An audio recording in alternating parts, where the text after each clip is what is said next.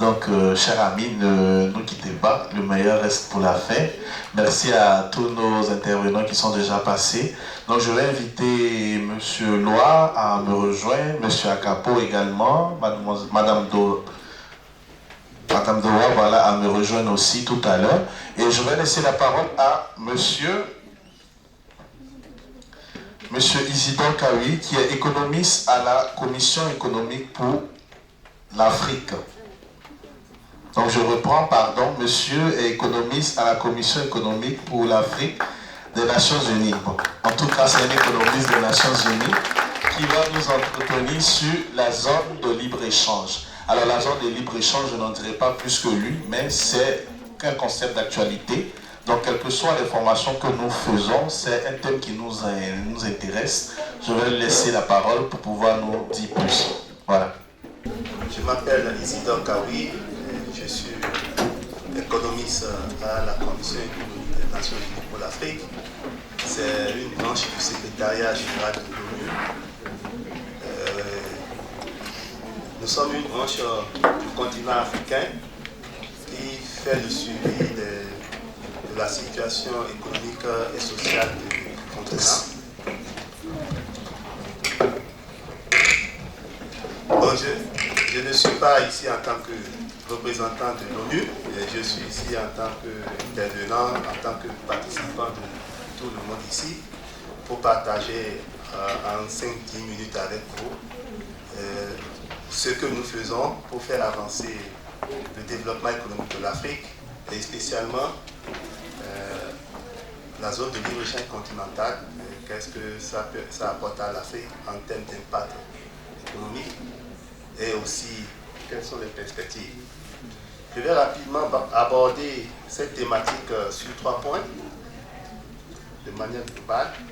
Je vais parler rapidement de je vais faire l'historique, comment on en est arrivé à la zone de libre-échange économique, pourquoi aujourd'hui on parle de la zone de libre-échange économique. Je vais parler rapidement un peu des grandes lignes, des accords qui ont été déjà signés. Et je vais parler un peu de quelques principaux impacts que cette zone apporte au continent africain et bon, quelques conclusions. Comme vous le savez, en 1963, les pères fondateurs qui géraient le continent africain en ce moment ont rêvé d'une Afrique autrement. On pensait avoir une Afrique meilleure, une Afrique mieux organisée que les autres continents. Et en ce moment, ils ont créé ce qu'on appelait en ce moment l'Organisation de l'Unité africaine. Mais cette vision l'objectif principal de cette vision, c'était de pouvoir intégrer le continent africain, c'était de pouvoir mettre tous les pays ensemble pour avoir un marché commun. Donc, la vision principale, c'est l'aboutissement d'un marché commun africain. Mais il faut noter que pour y en arriver, il faut des étapes, puisque, comme vous le savez tous mieux que moi, l'Afrique était divisée, ce qu'on appelait la balkanisation de l'Afrique. L'Afrique était séparée partagée par le continent européen. Donc il y a les Français qui sont quelque part, il y a les Britanniques qui sont quelque part, il y a les Allemands. Et ce qui ne permettait pas au peuple africain, je ne dirais pas au peuple, parce que le peuple en lui-même s'était intégré depuis les années là. Et c'est ça qui a donné cette vision. Mais le fait de cette balkanisation a fait qu'il était difficile au pays d'échanger, de commercer. Et donc en 1970, ces pères fondateurs, ils se sont retrouvés pour dire pourquoi ne pas commencer par nous regrouper par région. Il faut qu'on ait des blocs régionaux. Et il est né en ce moment les communautés économiques régionales. Donc, l'Afrique du Nord s'est retrouvée entre lui, l'Afrique de l'Ouest, l'Afrique australe, l'Afrique de l'Est, et ainsi de suite. Et ces regroupements régionaux qui ont germé ont permis au sein des groupements de pouvoir commencer par réfléchir de comment nous pouvons faire un marché commun. Donc, il faut avoir des marchés régionaux qui puissent, au sein desquels il peut y avoir des échanges et maintenant voir comment ces marchés régionaux puissent se converger. Donc la vision de l'intégration continentale africaine a été en fait le leitmotiv et en 1990, en 81-80, les communautés régionales même en leur sein, il y avait toujours quand même des différences. Donc on a toujours noté que la vision qu'on voulait, ça n'avançait pas. Donc en 80, les chefs d'État encore se sont retrouvés où ils ont dit, bon, nous allons mettre en place quelque chose qui va permettre de fédérer ces communautés régionales. Donc ils se sont retrouvés à Abuja, au Nigeria, en 1980, où ils ont décidé d'avoir un chapeau qu'ils ont appelé la Communauté économique africaine.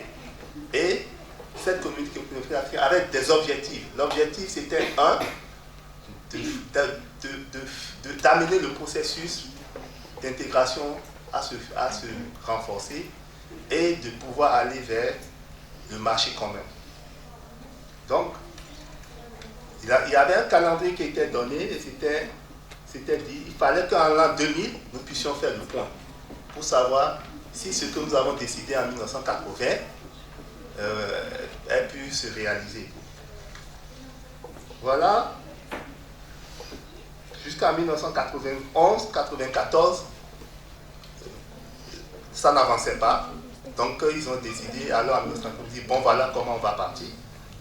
Donc ils ont signé, ils ont ratifié le traité d'Abuja en 1994, où tous les pays se sont venus, ils ont signé pour dire voilà, nous allons avancer. Et ils ont dit, nous allons créer la communauté économique en 2028. Il faut qu'en 2028, l'Afrique puisse être intégrée économiquement. Et dans le même temps, ils ont essayé d'adopter ce qu'on appelle les moyens pour commercer.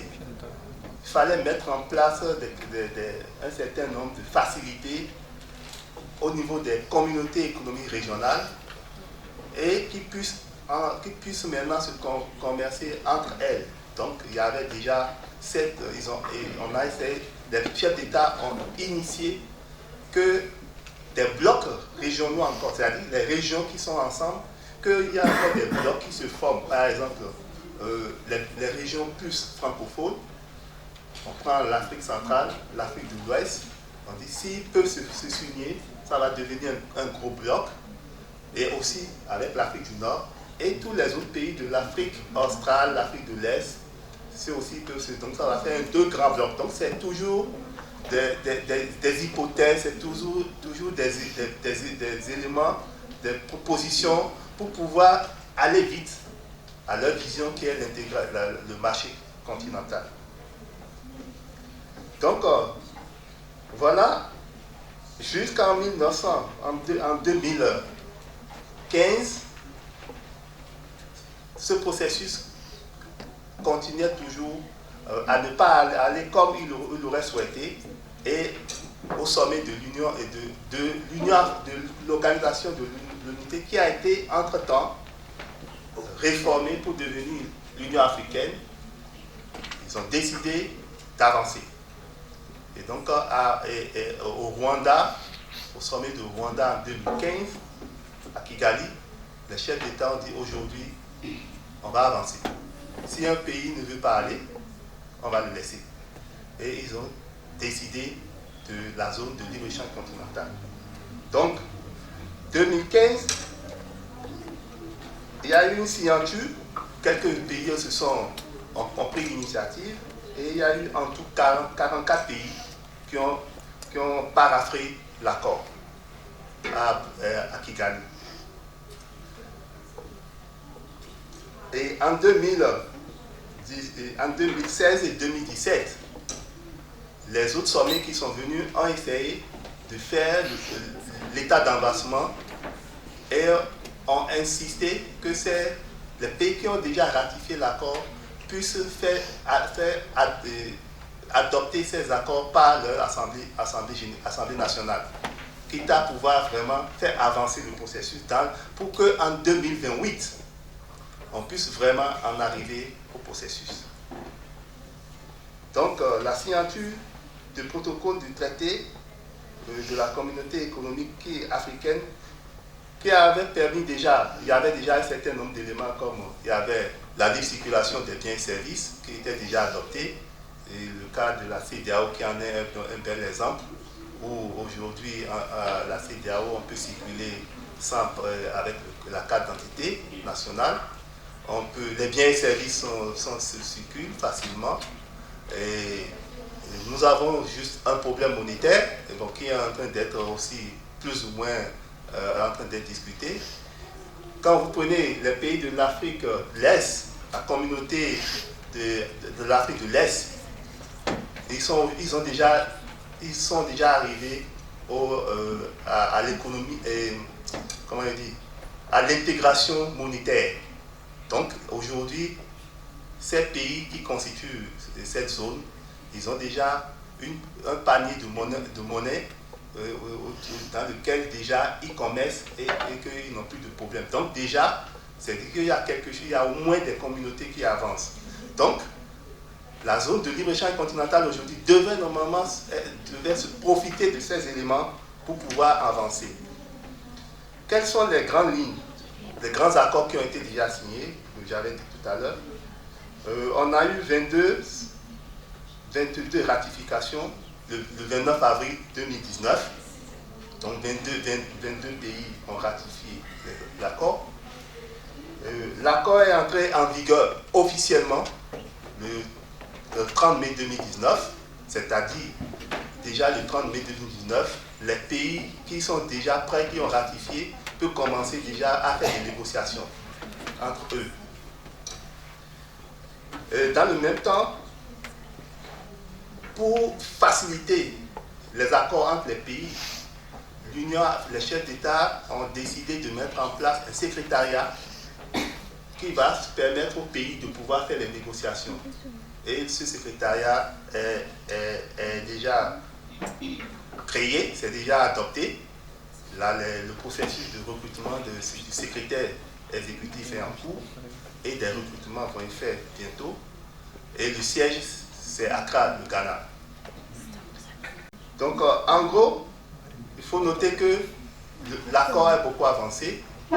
La dernière nouvelle, le mois dernier, tous les chefs de délégation des pays se sont retrouvés pour discuter sur les questions des règles d'origine des produits, sur des questions de comment, les questions de services, des questions sur les investissements, comment ça peut se faciliter. Et donc, voilà en gros l'état actuel de la zone de libre-échange. La zone de libre-échange sera fonctionnelle à partir de janvier 2020. Donc, tout pays qui ne doit pas ratifier l'accord va commercer avec des pénalisations sur les questions les règles qui sont définies par cette zone de libre-échange continentale. Quelques impacts politiques et économiques potentiels que je peux partager avec vous.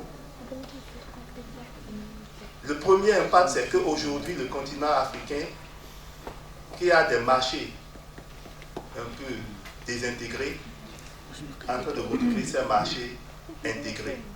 Donc aujourd'hui, le Maroc, qui il y a à peu près 2 ans, a fait la proposition d'aller à la CEDEAO. Pourquoi le Maroc voulait aller à la CEDEAO? C'est parce que le Maroc sait qu'il est compétitif par rapport aux produits qui sont produits en Afrique de l'Ouest. Mais il y a un facteur bloquant. Ce facteur bloquant, c'est que les produits marocains ne bénéficient pas de la zone de libre-échange de la CEDEAO. Tout produit marocain qui viendrait sur ce marché devait être frappé par les droits de douane.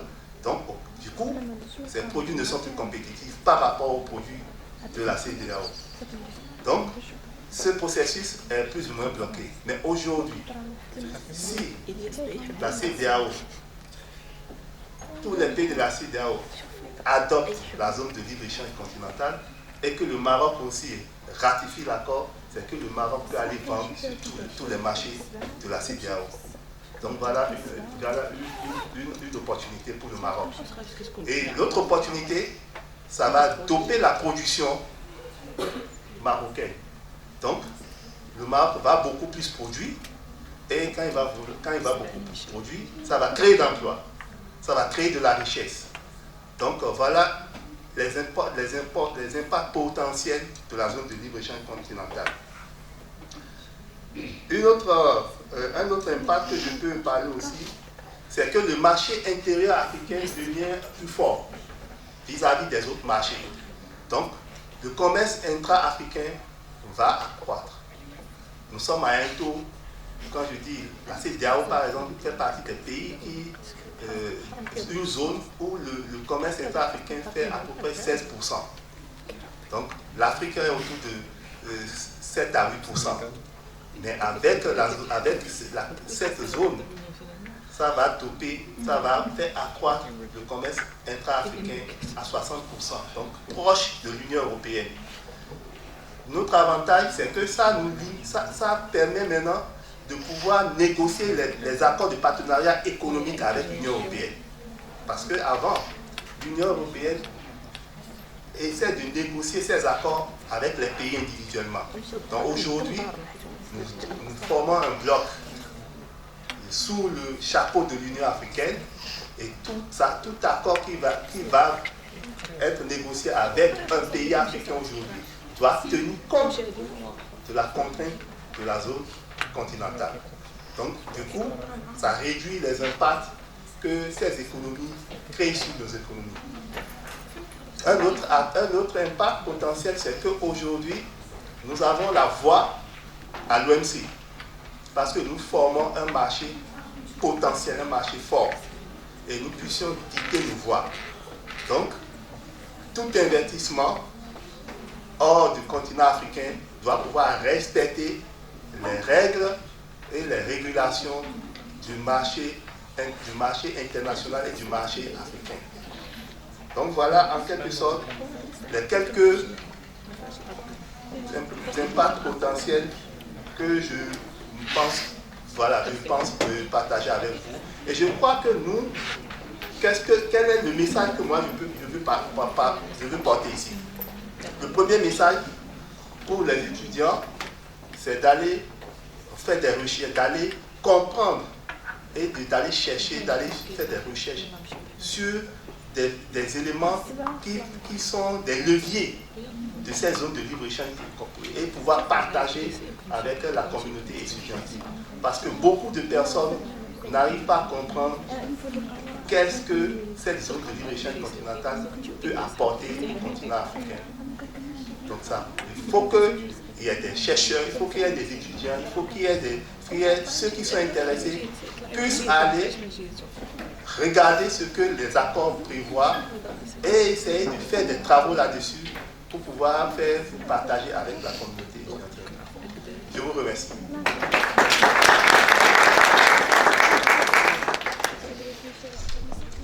Merci encore à M. Isidore Kawi qui nous a donné un aperçu de ce que c'est que la zone de libre-échange. Donc comme je le disais tantôt, quelles que soient nos différentes formations que nous faisons, c'est une information qui est assez intéressante pour nous. Donc merci encore à M. Isidore. Alors pour nos intervenants qui restent, nous allons essayer de poser des questions qui pourraient vous intéresser à ces intervenants-là, qui essayeront à travers ces questions-là, pourquoi pas, de relever certains détails qui intéressent notre situation de jeunes aux portes du monde professionnel. Donc la thématique dans laquelle nous étions était celle de l'entrepreneuriat et le taux-emploi. En tant qu'entrepreneur, c'est important de connaître aussi les accords économiques en différents États pour pouvoir se lancer dans certains projets, d'où l'intervention de M. Kawi sur la zone de libre-échange. Donc moi qui suis étudiant marocain aujourd'hui, demain quand je serai entrepreneur marocain, il faudrait que je sache vers quel pays je pourrais facilement essayer d'investir, essayer de m'implanter. Donc j'espère qu'on a pu retenir quelque chose. Donc je voudrais maintenant m'adresser à M. Youssouf, qui est lui aussi entrepreneur, et promoteur du Forum africain.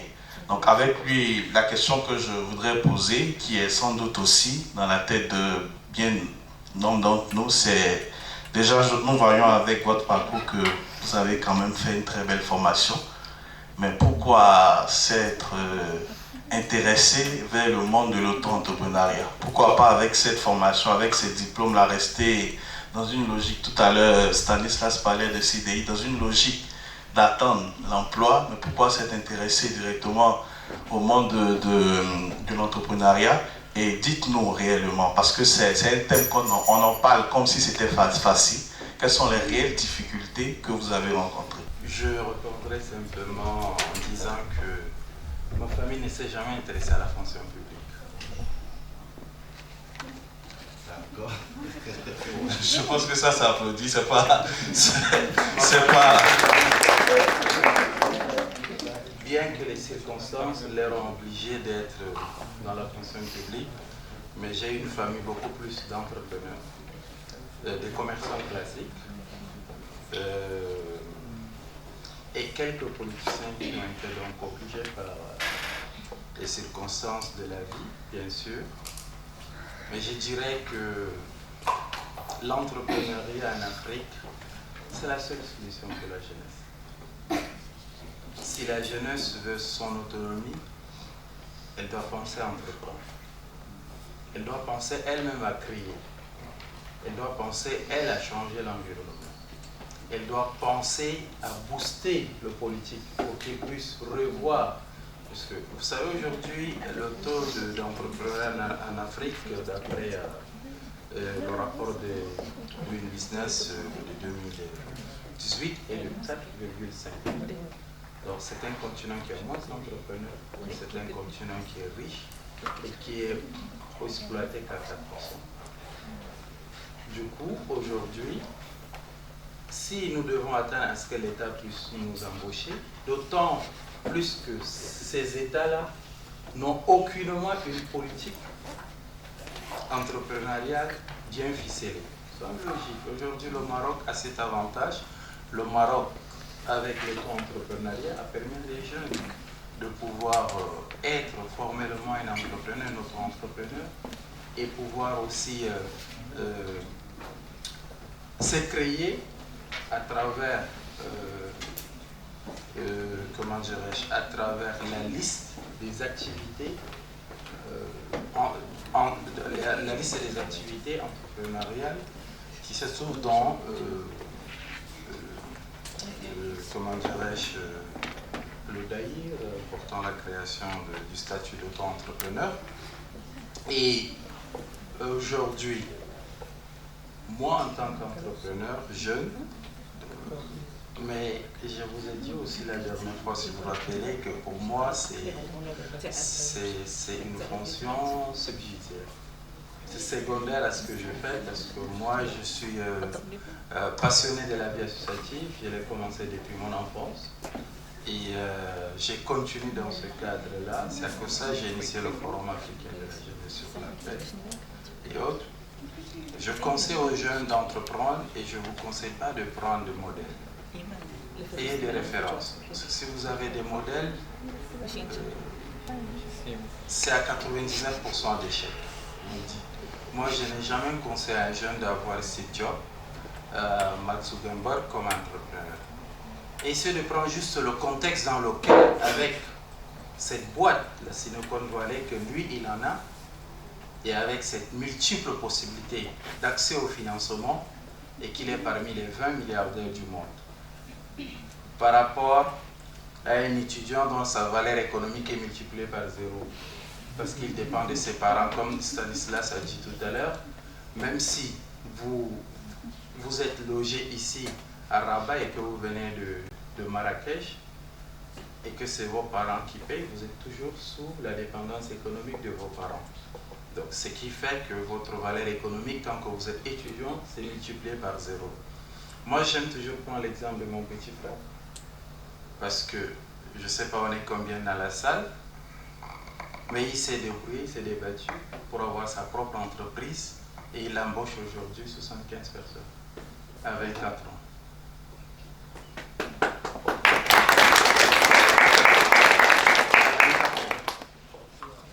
parce qu'il a cru en lui, ces potentialités qui se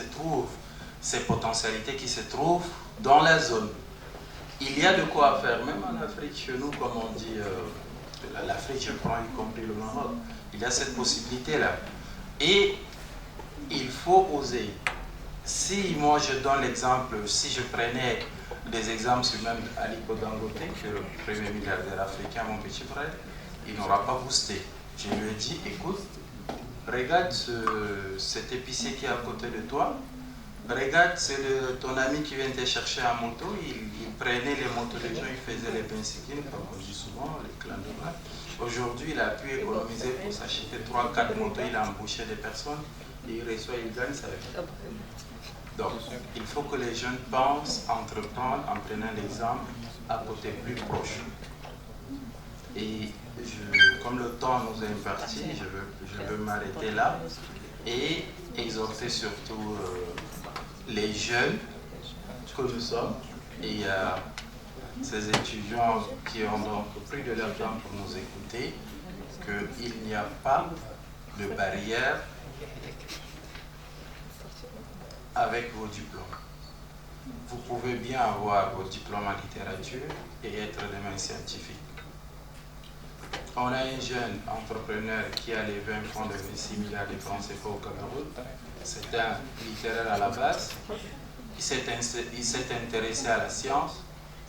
Il a lu un peu de livres, il a fait des recherches. Aujourd'hui, il crée des drones. Oui. Et c'est un littéraire. D'accord? Moi, j'ai un ami qui est ingénieur, qui est aujourd'hui diplomate. Il est un bon diplomate. Ça n'a aucun rapport. Prenez vos diplômes comme votre dernière solution. Et c'est votre vrai CV, c'est ce que vous allez entreprendre vous-même dans la vie. Essayez de construire votre personne. Essayez de construire une compétence. Recherchez sur le terrain. Ce ne sont pas vos diplômes qui vont vraiment vous booster, mais ce que vous allez faire. Aujourd'hui, si moi on me demande de recommander, j'ai recommandé plusieurs jeunes, mais pas par rapport à leur diplôme, mais par rapport à leur activité quotidienne. Et si aujourd'hui on me demande un jeune leader ivoirien, avant de citer d'autres, moi je citerai Jacques. Je dirais allez chercher Jacques si vous voulez faire quelque chose. C'est un CV parce qu'on est en train de voir la matérialisation de tout ce qu'il a pu entreprendre depuis fort longtemps, depuis sa venue au Maroc au milieu de la vie associative. C'est un leader. Et le monde d'aujourd'hui a besoin des leaders. Et nous sommes tous des leaders dans cette salle. Ne vous créez pas de barrières. Ne dites jamais que vous ne pourrez jamais y arriver. Vous allez arriver. Et c'est pour ça que vous êtes là. Et c'est pour ça que vous avez accepté de faire des études. Et c'est pour ça que l'Afrique peut compter sur vous. Parce que l'ASLEC, dont notre cher aîné a parlé tout à l'heure, ne sera effectif que après 3-4 décennies, je vous dis la vérité. Ça sera effectif parce qu'il y a de multiples accords actuellement qui sont là, qui enfreignent, qui impactent l'ASLEC. Avec l'APE, l'accord des partenaires économiques, avec les accords, les conventions bilatérales, avec la CEMAC, il y a tous ces accords-là. Et connaissant bien nos États qui partent chercher des partenaires de l'autre côté et venir, l'ASLEC ne sera effective que dans 30 ans, 40 ans, et dans 30 ans, 40 ans, espérons vivre. C'est vous qui allez donc être le moteur de l'ASLEC et penser à intégrer l'individu dans l'ASLEC, parce qu'actuellement l'ASLEC intègre plus les États que l'individu. Maintenant, il faut passer à la phase d'individu, c'est-à-dire créer aussi un espace privé au niveau de l'ASLEC, pas seulement un espace étatique. Je vous remercie. Voilà.